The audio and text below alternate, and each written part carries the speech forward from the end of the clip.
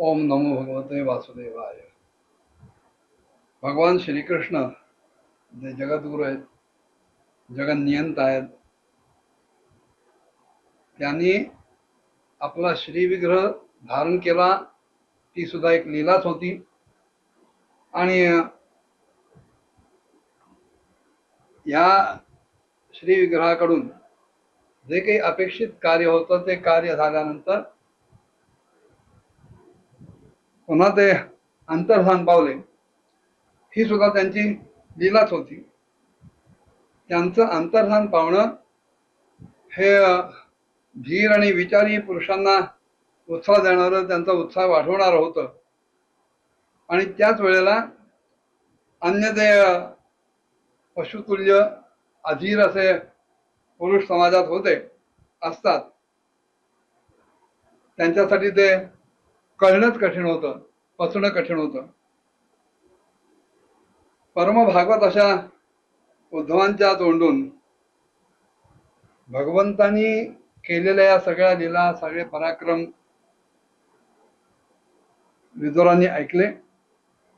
आणि भगवान अंतर्धान पाहून निजधामाला गेले हा वृत्तांत ऐकला.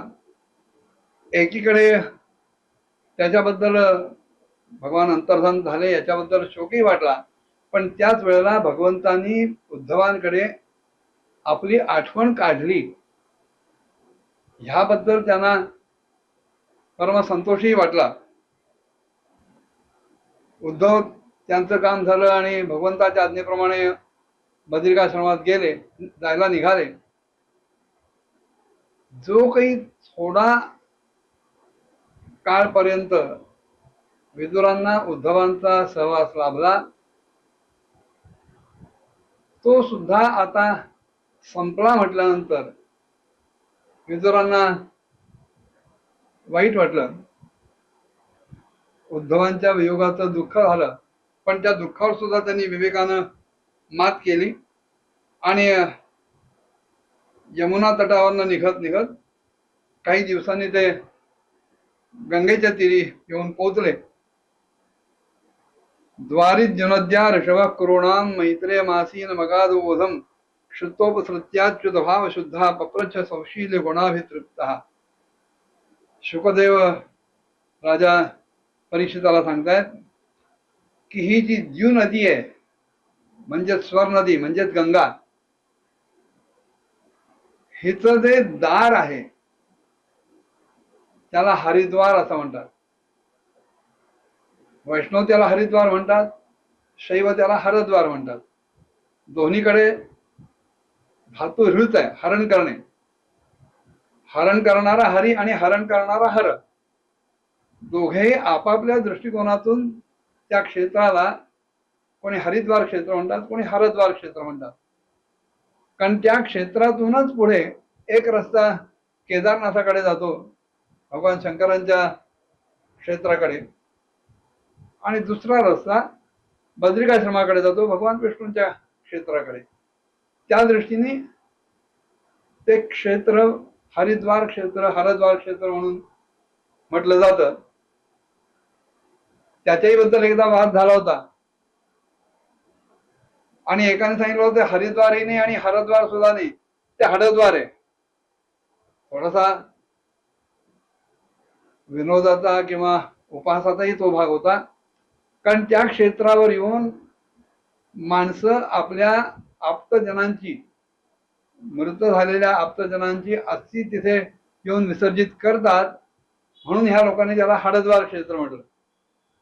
मुळात ते हरिद्वार क्षेत्र किंवा हरद्वार क्षेत्र आहे. आणि अशा त्या हरिद्वार क्षेत्रामध्ये परमज्ञानी असे मैत्रेय मुनी विराजमान झालेले होते. भगवत भक्तीनं आपलं चित्त अतिशय शुद्ध आणि पवित्र झालेले विदुरजी तेव्हा मैत्रेय मुनींच्या जवळ जाऊन पोहोचले. आणि त्यांचा जो अत्यंत मृदू कोमल असा साधू स्वभाव होता, त्यांनी भारले जाऊन विदुरांनी मैत्र्यांना विचारलं, सुखाय कर्माणी करोती लोको नतई सुगम वांज दुपार रमम वा विंदेत भूयस्तत एव दुःखम यतत्र युक्तम भगवान वदेन्नः. प्रश्न त्या काळातला जरी असला तरी आजही तो तितकाच संयुक्तिक आहे, आजही तो तितकाच लागू आहे. विदुरजी म्हणाले की या संसारामध्ये सगळी माणसं सदैव सुखासाठीच कर्म करत असतात, सुखप्राप्तीसाठीच कर्म प्रवृत्त असतात. पण त्या कर्मातून त्यांना सुख तर मिळत नाहीच, उलट त्यांचं दुःखही दूर जात नाही. किंबहुना त्या कर्मातून दुःखाचीच वृद्धी अनेक वेळा होते. तेव्हा अशा बाबतीत काय करणं योग्य आहे हे आपण मला कृपा करून सांगावं. कारण असं आहे, जी माणसं दुर्भाग्यवश भगवान श्रीकृष्णांपासून परांमुख झालेली असतात, विमुख झालेली असतात, जी अधर्मपरायण असतात, अधर्माने वागणारे असतात आणि त्यामुळेच अत्यंत दुःखी असतात, अशा लोकांवरच कृपा करण्यासाठी खरं तर मैत्रेयजी आपण या भूतलावर हिंडत असता, फिरत असता, यात्रा करत असता. तेव्हा मला आपण शांती सुख देणार असं एक साधन सांगावं, अशा साधनाचा मला उपदेश करावा की जे साधन आचरलं असताना किंवा ज्या साधनाचा अवलंब केला असताना भगवान भक्तीनं पवित्र झालेल्या भक्तांच्या अंतःकरणात विराजमान होतात आणि आपल्या स्वरूपाचा अपरोक्ष अनुभव त्यांना देऊन आपलं सनातन ज्ञान असं त्यांच्यामध्ये संक्रमित करतात. संपूर्ण त्रैलोक्याचा नियंता असलेले भगवान श्रीहरी, भगवान श्रीकृष्ण आणि नुसते नियंता नाही आहेत, ते परम स्वतंत्र सुद्धा आहेत. ते कोणावरही अवलंबून नाहीत, त्यांच्यावर कोणीही नियंत्रण ठेवू शकत नाही. असे भगवान श्रीहरी, भगवान श्रीकृष्ण ज्या ज्या लीला करतात की त्या लीला म्हटलं तर सकृतदर्शनी ते करतायत असं वाटतं, पण भगवान श्रीकृष्ण श्रीहरी हे अकर्ता असून सुद्धा त्यांनी अनेक लीला केल्या. अकर्ता असून सुद्धा त्यांनी या कल्पाच्या आरंभी या सृष्टीची रचना केली. ज्या प्रकारे ह्या सृष्टीचा सांभाळ केला, तिची स्थिती सांभाळली आणि जीवांच्या जीविकेचं विधान व्यवस्था त्यांनी केली.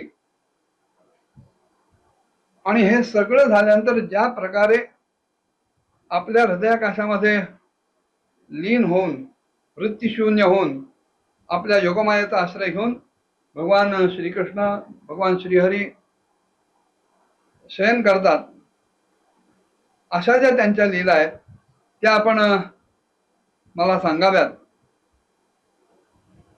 वास्तविक योगेश्वरेश्वर प्रभू भगवान श्रीकृष्ण एकमेवा द्वितीयच आहेत. त्यांच्यासारखा दुसरा कोणी नाही, ते एकटे एकच आहेत. पण तरी सुद्धा अनेक रूपांमध्ये ते प्रकट होतात. हे कसं काय, याच्या मागे काय रहस्य दडलंय हे आपण मला कृपा करून सांगावं. ब्राह्मण, गोमाता आणि देवता यांच्या कल्याणासाठी भगवंत अनेक अवतार धारण करतात. आपल्या लीलेनं अनेक प्रकारची दिव्य कर्मही ते करतात. मग अशी कोणकोणती कर्म भगवंतांनी केली ते आपण मला सांगावं. कारण असं आहे की सर्व यशस्वी पुरुषांच्या मध्ये मुकुटमणी असलेले, श्रेष्ठ असलेले भगवान श्रीकृष्ण, भगवान श्रीहरी त्यांच्या या लीलामृतांचं पान करता करता माझं मन कधी तृप्तच होत नाही. ते सदैव त्या लीला आपल्याला ऐकायला मिळाव्यात यासाठी आसुसलेलं असतं, तहानलेलं असतं. पण एवढंच नाही, मला आणखीन काही सांगा की त्या समस्त लोकपतींचे स्वामी असलेल्या भगवान श्रीहरींनी हे सगळे लोक, सगळे लोकपाल आणि लोकालोक पर्वताच्याही बाहेरच्या भागातले जिथे जे प्राणी आहेत, जीव आहेत, त्यांच्या अधिकारानुसार भिन्न भिन्न जे भेद त्यांच्यामध्ये जाणवतात, ते कोणत्या तत्वाने त्यांनी भेद निर्माण केले हेही आपण मला सांगावं. विश्वकर्ता स्वयंभू असलेल्या भगवान श्री नारायणांनी आपली प्रजा असलेल्या ज्याचे यावत जीवांचा स्वभाव, त्यांचं कर्म, त्यांचं रूप आणि त्यांचं नाम ह्यांच्यामधल्या भेदांची रचना तरी कशी केली असेल. कारण मी भगवान श्री वेदव्यासांच्या मुखातून उच्च नीच वर्णांचे धर्म तर अनेक वेळा ऐकलेले आहेत आतापर्यंत.